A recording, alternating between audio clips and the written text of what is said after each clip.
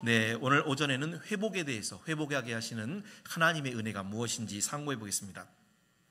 자, 회복이라는 말이 있죠. 국어사전에는 회복이 두 가지의 그런 의미로 나타나는데요. 첫째는 아프거나 약했던 몸이 다시 이전으로 돌아가는 것을 회복이라고 하고요. 두 번째는 잃었던 것을 되찾거나 나빴던 게 다시 좋아지는 것으로 돌아가는 것, 이거를 회복이라고 국어사전에는 정의하고 있습니다. 우리가 이 세상으로 살아가면서 이전으로 회복되면 좋겠다라는 생각을 굉장히 많이 합니다. 특별히 지금 우리나라도, 우리 가정도, 우리 교회도 마찬가지고요. 우리 개인도 회복의 은혜가 사실 굉장히 필요합니다. 가정이 깨어졌다면 회복되시기를 바랍니다.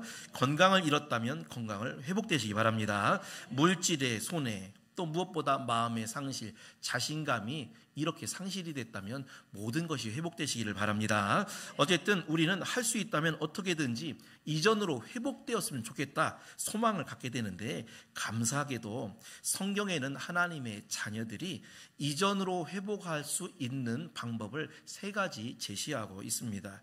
여러 가지 면에서 오늘 특별히 회복이 꼭 필요하신 분들, 지금 방송에서 유튜브로 같이 예배 드리시는 우리 또 방송 우리 성도님들도 이 시간 말씀을 잘 들으시고 이 말씀을 그대로 행하셔서 회복하게 하신 하나님의 은혜가 우리 성도님들에게 충만하게 넘치시기를 주님의 이름으로 축원합니다.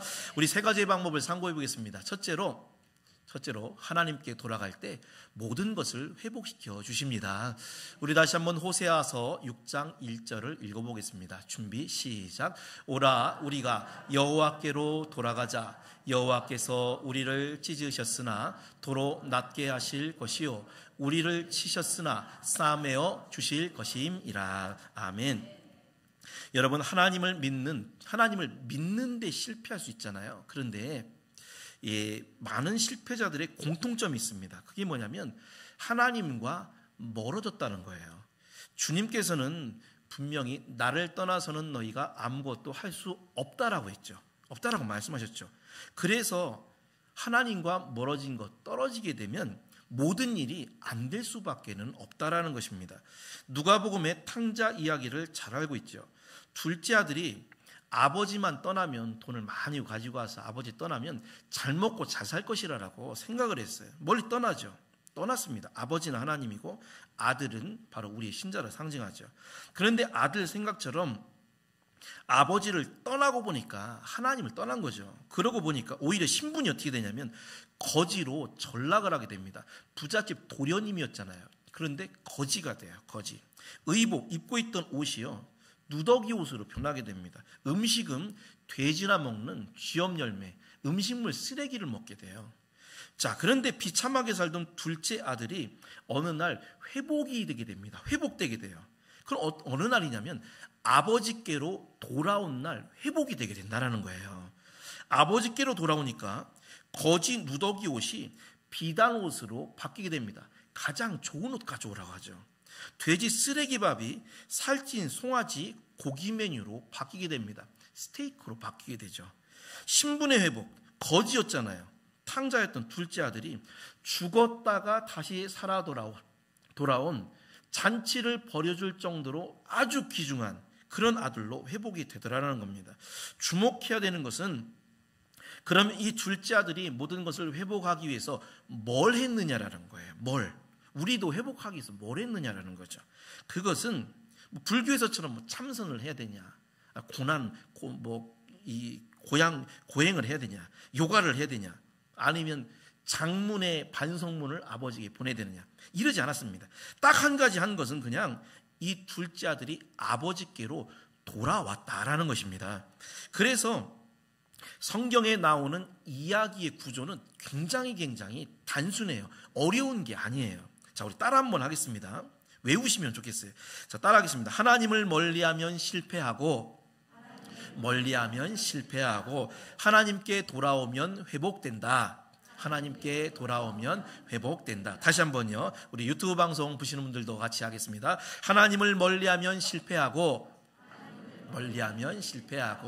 하나님께 돌아오면 회복된다. 아멘. 간단합니다. 꼭 외우세요. 창세기의 야곱이 하나님을 멀리했을 때 실패합니다.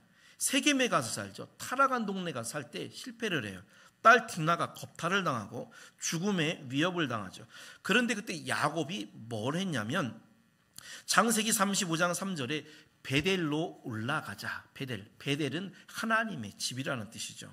하나님의 집이 어디예요? 예수님이 내 아버지의 집이라고 교회를, 성전을 얘기하셨죠. 그러니까 하나님의 집은 교회입니다. 베델이죠. 그러니까 야곱이 실패했을 때 회복할 수 있는 방법은 딱 하나예요. 하나님께로 돌아가는 것이었습니다. 룻기에 보면 나오미가 하나님을 멀리하고 이방 땅에 살다가 남편 죽고 두 아들 다 죽고요. 빈털터리가 됩니다. 그런데 이때 룻기 1장 7절에 보면 하나님의 약속이 있는 유다 땅으로 돌아가자 그럽니다. 그리고서 회복이 되죠. 하나님께 돌아오니까 삶이 회복이 되고 그리고 예수님의 조상이 되는 큰 영광을 받게 되더라라는 것입니다. 여러분, 우리도 그동안에 혹시라도 여러분 가운데 어려움이 있었다면 모든 것을 회복하기 위한 가장 기본적이고 가장 중요한 방법은 하나님께로 돌아오는 것임을 믿으시기 바랍니다. 가만히 보면 사람들이 회복하려고 온갖 방법을 시도를 굉장히 많이 해요. 열심히 일도 하고 돈이 없으니까 밤을 새가지고 잠도 안 자고 일을 합니다. 또 어떤 사람은 절에 가서 우상에게 절도 하고 공양도 하고 심지어 우리는 묘자리가 안 좋다고 해서 묘를 옮기기도 하고 가정의 불행을 회복하게 하려고 여러 가지 시도를 막 한다는 겁니다. 그런데 가장 중요한 한 가지를 안 해요. 그게 뭐냐면 하나님 아버지께로 돌아가는 겁니다. 그걸 안 한다는 거죠. 영국의 어떤 잠수부가 건강 잡지에 쓴 글을 예전에 읽은 적이 있는데요. 이 잠수부가 오래전에 이상한 주문을 이렇게 받았다고 합니다. 그 주문이 뭐냐면 커다란 진주가 있는데 이 진주를 세 장에 닫아가지고 수심 8m 이상의 깊은 곳에 이렇게 견고하게 세워달라. 바위 위에 세워달라. 이런 주문이었어요. 이 커다란 진주는 어떤 영국 귀족의 부인의 소유였는데 이상하게 언젠가부터 이 진주가 빛을 잃어가더라는 겁니다. 탁 하고 병이 드는 것처럼 이 진주 전문가에게 보여주니까 전문가가 말하기를 이 진주가 다시 영롱한 광채를 얻기 위해서는 이제 회복하려면요 깊은 바다에 두어야 된다 이렇게 말했다는 거예요. 그래서 이 잠수부가 이제 그렇게 진주를 깊은 바다 위에 두었고 몇 개월 만에 그 진주를 이제 꺼냈다는 겁니다. 그랬더니 희한하게도 이 진주가 그 전에보다도 아주 영롱한 빛을 회복하고 아주 빛이 반짝반짝 아주 예쁘게 회복이 되었다라는 겁니다. 자, 여러분, 진주가 회복이 되려면 진주가 원래 있던 바다로 돌아가야 되죠. 마찬가지로 우리 인간의 행복, 우리 인간의 모든 것이 회복이 되려면 우리를 만드신 하나님께로 반드시 돌아가야 된다는 것입니다. 여러분, 사람의 실패가 어디에서부터 잘못되어 있을까요? 지금 내 자리가 하나님으로부터 멀리 떨어져 있으면 그 사람은 죄송하지만 계속 실패하게 됩니다. 신자들 가운데는요, 나는 하나님 안 떠났는데 문제는 이게 하나님의 우리가 보이는 거리가 중요한 게 아니에요. 마음의 거리가 중요하죠. 마태복음 19장 8절에 보면 예수님이 이 백성이 입술로는 나를 가까이 하나 마음으로는 내게 멀도다 그랬죠. 입으로는 우리가 자주자주 가까이 하고 주님을 얘기하지만 내 마음이 세상에 가 있고 어떻게 보면 마음이 떠난 사람, 이거는 하나님과 멀어져 있는 사람입니다. 여러분, 회복하고 싶은 것이 있습니까? 있겠죠. 우리 다 모두 회복하고 싶은 게 있죠. 그런데 회복의 가장 기본은 하나님께 회복을 시켜주실 수 있는 하나님께 돌아가는 거다라는 겁니다. 우리 성도님들, 이 회복을 위해서 하나님께 돌아가는 우리 모두, 또 우리 모든 방송에 우리 성도님들 다 되시기를 주님의 이름으로 축원합니다. 두 번째 회복의 조건은 영혼을 쉬게 해줘야 회복이 됩니다. 레위기서 25장 4절을 한번 같이 읽어보겠습니다. 시작. 일곱째 해에는 그 땅이 쉬어 안식하게 할지니 여호와께 대한 안식이라. 너는 그 밭에 파종하거나 포도원을 가꾸지 말며. 아멘.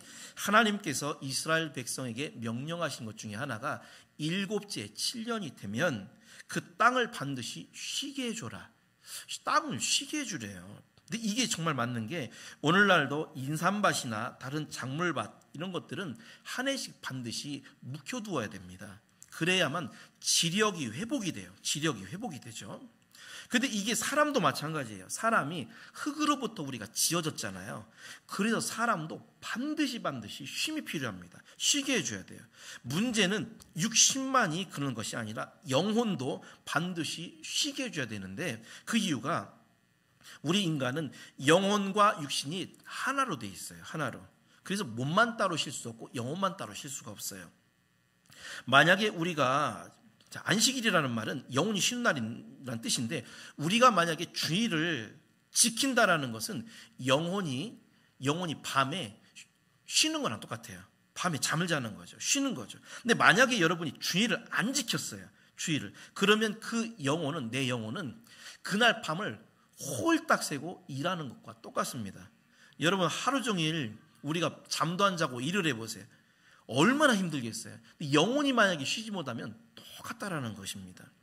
어떤 기독교인 정신과 의사의 글에 의하면 아무것도 안 하고 그냥 대자로 뻗어 있는다고 해서 몸이 쉬는 것이 절대 아니라고 합니다.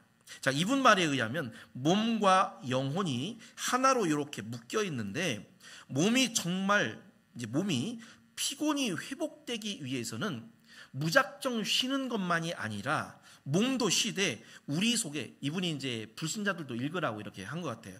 좋은 에너지를 채우는 것이 좋다, 이렇게 얘기를 했어요. 여기서 말하는 에너지는 그 헬라어로 에네르기, 우리 성령의 힘을 말하는 거죠. 성령이죠. 우리는 성령으로 채운다라는 겁니다. 자, 여러분, 하루 종일 쉬었는데 여러분이 하루 종일 대자로 뻗어가지고 누웠어요. 그런데 계속 피곤해요. 그 이유는 이 의사의 말에 의하면 몸만 쉬어서 그렇대요. 몸만. 이 의사의 지론은 뭐냐? 몸이 쉬면서 동시에 영혼도 쉬게 해줘야 된다는 거예요. 그냥 몸이 아무것도 안 한다고 해서 쉬냐? 절대 그렇지 않다라는 겁니다. 그럼 영혼은 또 어떻게 쉬어주느냐? 자, 시편 23편에 다윗이 사울에게 쫓겨다닐 때 얼마나 힘들었겠어요? 피곤했죠. 그런데 자, 시편 23편 2절에 보면 그가 나를 푸른 풀밭에 누이시며 쉴만한 물가로 인도하시는도다. 근데 그 뒤에 3절에 이런 말이 있습니다. 내 영혼을 소생시키시며. 아니, 우리를 쉬게 하시려면 내 몸을, 내 육체를 쉬게 해주신다, 회복시켜 주신다, 이렇게 하지 않고 하나님이 영혼을 소생시켜 주신다. 소생이라는 말은 회복이라는 말이에요. 영혼을 회복시켜 주신대요. 여러분, 우리가 실패나 어려움 속에서 회복하기 위해서 먼저 회복해야 되는 게 있어요. 그거는 영혼이 쉬도록 하고 영혼이 건강하게 만들어 줘야 된다는 것입니다. 영혼의 쉼은 어디에서 얻느냐? 예배 자리에서 얻어지는 줄 믿습니다. 가만히 있는 건 쉬는 게 아니에요. 왜냐하면 여러분 생각해 보세요. 내가 가만히 있는데 내 머리 생각은 계속 일하죠. 계속 생각해요. 온갖 잡다한 생각을 계속 합니다. 요즘 뉴스 보면 굉장히 피곤하잖아요. 우리가 일 안 해도 뉴스 보는 것만으로도 피곤하죠. 왜냐하면 이 생각으로 피곤하기 때문에 쉬지를 못해서 그런 겁니다. 또 가만히 있어도 사탄이 우리 머릿속에 굉장한 잡다한 생각들을 넣게 됩니다. 피곤하죠. 그래서 이 시간 우리가 영혼히 쉬기 위해선 예배의 자리로 나와야 된다는 거죠. 지금 가만히 보세요. 예배를 드릴 때에 여러분이 지금 정치 생각을 하고 있어요? 아니면 집에 있는 무슨 걱정된 생각을 하고 있어요? 그렇지 않죠. 이게 지금 말씀을 들으면서 내가 영혼이 쉬는 거예요. 쉬는 거. 쉬면서 우리가 또 건강을 얻게 되는 겁니다. 자, 우리 요한3서 1장 2절 말씀을 한번 읽어보겠습니다. 시작. 사랑하는 자여, 내 영혼이 잘됨같이 내가 범사에 잘되고 강건하기를 내가 간구하노라. 아멘. 영혼이 잘된다는 것은 영혼이 건강하다라는 거예요. 영혼이 내가 건강해지니까 나의 하는 범사, 여러분의 직장이든 가정이든 여러분이 하는 사업이든 이게 잘 되고요. 그리고서 육신의 건강까지 약속을 하고 있다라는 것입니다. 그런데 이것을 내가 거꾸로 반대로 제가 말씀드려볼게요.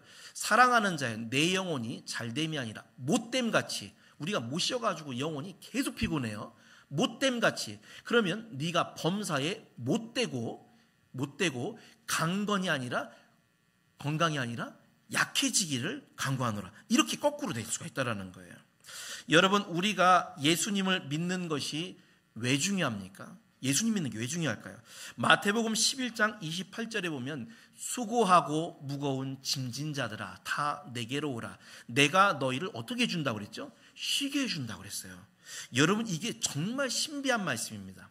불교 경전이나 이슬람의 코란에도 그 신이 그 믿는 자를 쉬게 해준다는 말이 없어요. 쉰다는 말이 없어요. 그런데 하나님 말씀인 성경에만 쉬게 해준다고 그랬어요. 왜냐하면 사람의 영혼을 쉬게 해줄 수 있는 존재는 하나님밖에 없기 때문입니다. 하나님만이 우리를 쉴 수 있어요. 그리고 예수님 안에서만 쉴 수 있다는 거죠. 우리 성도님들, 믿는 자의 두 번째, 우리가 우리 삶을 회복할 수 있는 두 번째 방법, 그것은 하나님 안에서 안식, 쉼을 얻는 것이다라는 것을 여러분 꼭 기억하셔서 이 세상에 우리가 아무리 분주할지라도 우리가 주의를 지키고 예배를 드림으로 우리의 영혼을 잘 쉬게 함으로 여러분의 영혼이 잘됨같이 범사가 잘 되시고 강건하시기를 주님의 이름으로 축원드립니다. 세 번째, 마지막으로 우리의 완전한 회복은 천국에서 이루어지게 됩니다.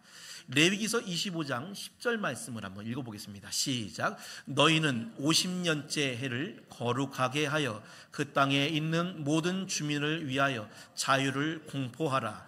이 해는 너희에게 희년이니 너희는 각각 자기의 소유지로 돌아가며 각각 자기의 가족에게로 돌아갈지며. 아멘. 이스라엘에는요, 하나님이 정해주신 희년이라는 제도가 있습니다. 기쁠 희자죠. 기쁜 해가 된다라는 거예요. 50년째인 이 기쁜 해, 희년이 되면 이스라엘에서는 빚이 다 청산이 됩니다. 빚, 우리 빚 가지고 있는 거 다 청산돼요. 근데 무엇보다 죄의 빚이 청산되겠죠. 노예가 자유하게 되고요, 죄에서 자유를 얻게 되고, 잃어버린 땅도 주인에게 돌려줘야 됩니다. 그래서 희년, 기쁜 이 해가 되면 억울한 자가 없어지고요, 원점으로 다 돌아가게 되고요, 가난한 자가 없어지고 포로로 잡혀간 사람도 돌아오게 되고 자기네 조상부터 내려오던 그런 땅도 다 다시 회복하고 얻게 됩니다. 그래서 이 이스라엘의 희년, 이것은 모든 것을 회복하게 하시는 기쁨의 해인데, 이게 뭘 의미하냐면 장차 우리가 들어갈 천국에서 모든 게 회복되는 것을 의미하는 게 바로 희년제도다라는 것입니다. 자, 물론 우리가 사는 이 세상은 불완전하죠. 그럼에도 십자가에 예수님께서 이 땅에 오셔서 이루어 주신 구원의 은혜를 통해서 우리가 천국의 맛을 조금씩은 볼 수 있게 해주셨어요. 우리 이사야서 65장 25절 말씀 한번 다 같이 읽어보도록 하겠습니다. 시작. 이리와 어린 양이 함께 먹을 것이며 사자가 소처럼 짚을 먹을 것이며 뱀은 흙을 양식으로 삼을 것이니 나의 성산에서는 해함도 없겠고 상함도 없으리라. 여호와께서 말씀하시니라. 아멘, 아멘. 장차 도래할 천국을 미리 얘기한 건데요, 천국에는요 무서운 이리와 순한 양이 함께 먹는답니다. 이리는 양 잡아먹잖아요. 근데 그렇지 않다는 거죠. 여기에는 약자도 없고 강자도 없고 많이 배운 사람도 없고 못 배운 사람도 없고 부자도 없고 가난한 사람도 없습니다. 그래서 천국이 좋은 거예요. 예수님을 통해서 우리가 맛을 보죠. 자, 우리나라로 예를 들어서 우리나라가 신분차별이 얼마나 심했습니까? 우리 한국에는요, 조선에는 특별히 극심한 신분차별 계급이 있었습니다. 계급 문화, 양반과 천민, 물론 이제 산업공상 4가지가 있었지만 구체적으로 그렇지만 나눈다면 양반과 천민으로 나눌 수 있죠. 우리나라 조선의 양반은 이리입니다. 그리고 천민은 약한 어린 양과 같은 존재였어요. 양반은 이리, 천민은 양. 그래서 아무리 나이가 많아도 종에 대해서는 반말을 하고 함부로 해도 돼요. 이 종이 나이 먹은 할아버지라도 수염을 잡아당길 수 있고 따귀를 때리기도 하고 침을 뱉어요. 그래도 아무 말도 못해요. 어린애가 그래도. 왜냐하면 이게 천민의 삶이었기 때문에 그렇습니다.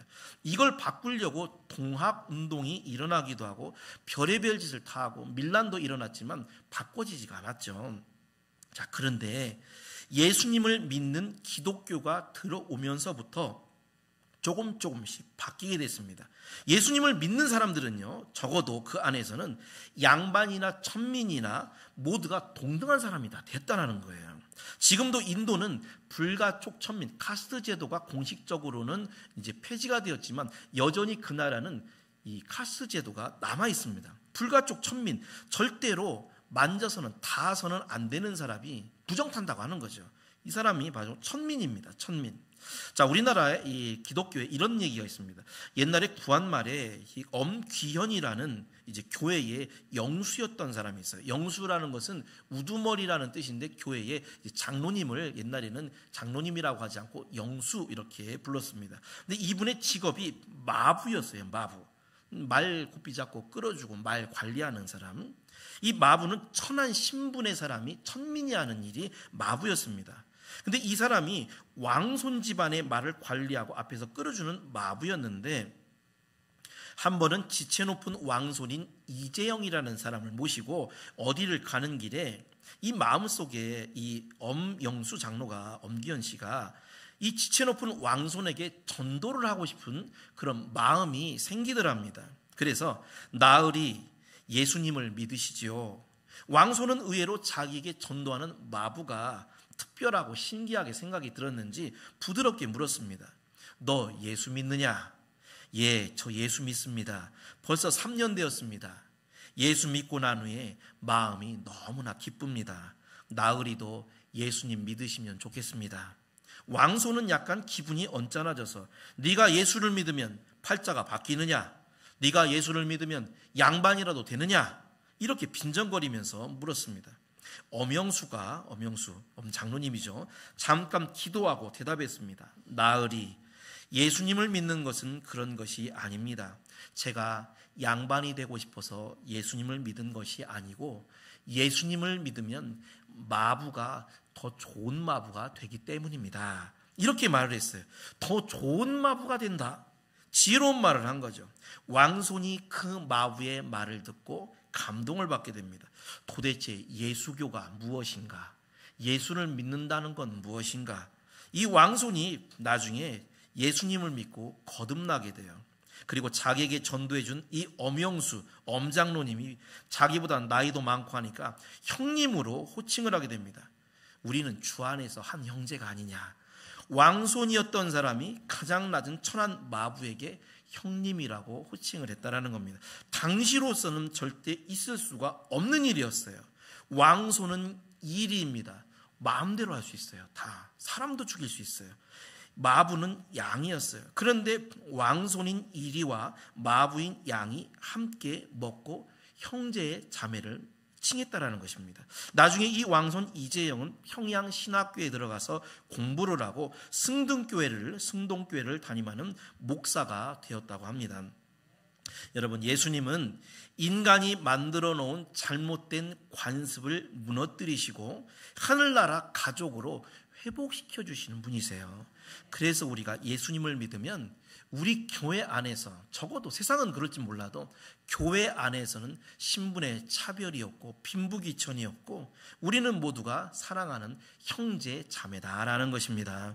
이 땅의 모든 것이 천국의 그림자라고 그랬는데 그림자인 이 세상에서 예수님을 믿고 그래도 행복을 우리가 맛본다면 예수님을 통해서 천국에 가면요, 이거는 정말 비교할 수 없는 너무나 좋고 행복한 그런 곳이 바로 천국입니다. 그래서 여러분, 우리가 꼭 십자가의 주님을 믿고 천국에 가야 되는 이유가 바로 여기에 있다라는 것입니다. 자, 그런데도 사람들은 회복되기를 간절히 원하면서도 이 회복할 수 있는 방법, 예수님 믿기를 싫어한다라는 거죠. 자, 마지막으로 한국 영화 중에 이창동 감독이 제작한 박하사탕이라는 영화가 있습니다. 여러분도 아마 보셨고 아마 이 장면, 마지막 장면 기억나실지도 모르겠어요. 순진했던 청년이 세상에 찌들어서 타락하고 실패하다가 이 마지막에 자기가 20대 청년의 순수했던 과거로 돌아가고 싶어 하는데 그 방법이 뭐냐면 기찻길에서 기차가 오는 그 기찻길에서 기차에 치여 죽는 것입니다.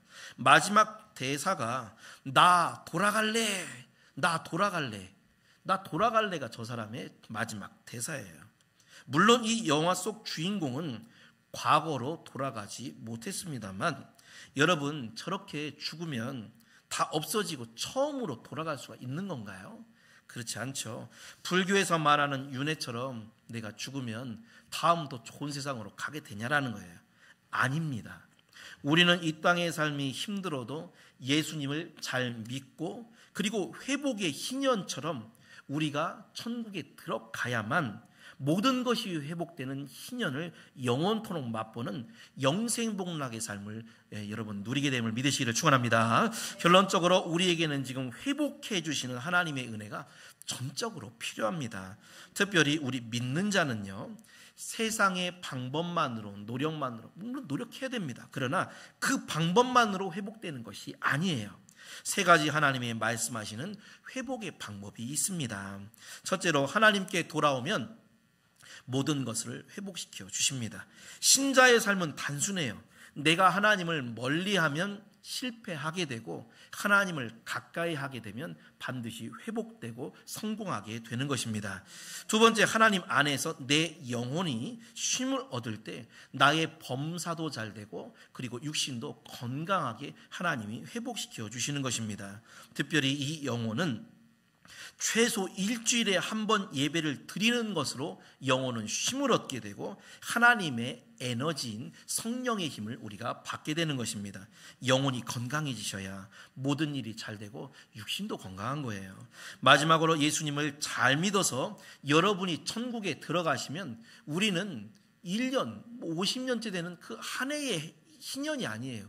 천국에서 영원하게 모든 것이 회복되고 영생복락을 누리는 그런 희년의 삶을 우리가 여러분 얻게 된다는 걸 믿으시고 항상 하나님 안에서 하나님의 회복시켜 주시는 은혜가 우리 이 나라에도, 우리 교회에도, 우리 성도님들의 삶에도, 우리의 심령에도 회복되게 되시기를 주님의 이름으로 축원드립니다.